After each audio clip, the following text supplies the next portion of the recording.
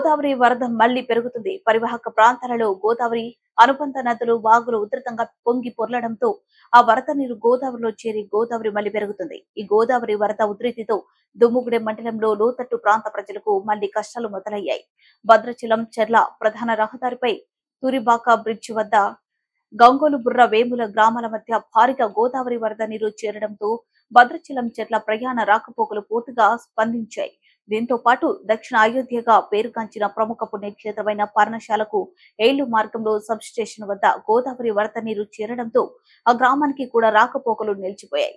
గ్రామ పంచాయతీ అధికారులు, రెవెన్యూ అధికారులు పర్ణశాల వద్ద ఓటు ఏర్పాటు చేయకపోవడంతో గ్రామస్తులు, భక్తులు నడుము లోతు గోదావరి వరద నీటిలోని రాకపోకలు సాగిస్తూ తీవ్ర ఇబ్బందులు పడుతున్నారు. మరోపక్క గోదావరి వరదతో బైరవులపాడు, సున్నంబట్టి గ్రామాల మధ్య రహదారిని వరద నీరు ముంచెత్తడంతో ఆ గ్రామానికి భావ్య ప్రపంచంతో సంబంధాలు నిలిచిపోయాయి.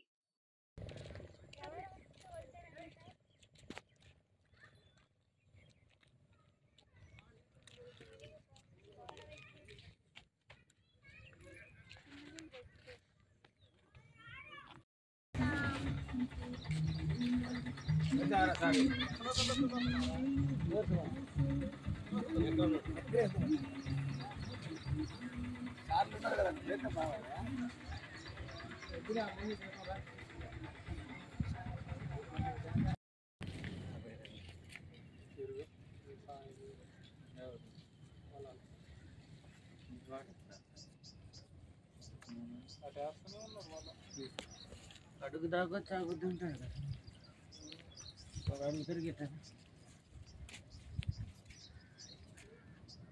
వాటిని రెడీగా వాడినారా మిక్స్ వాడినారా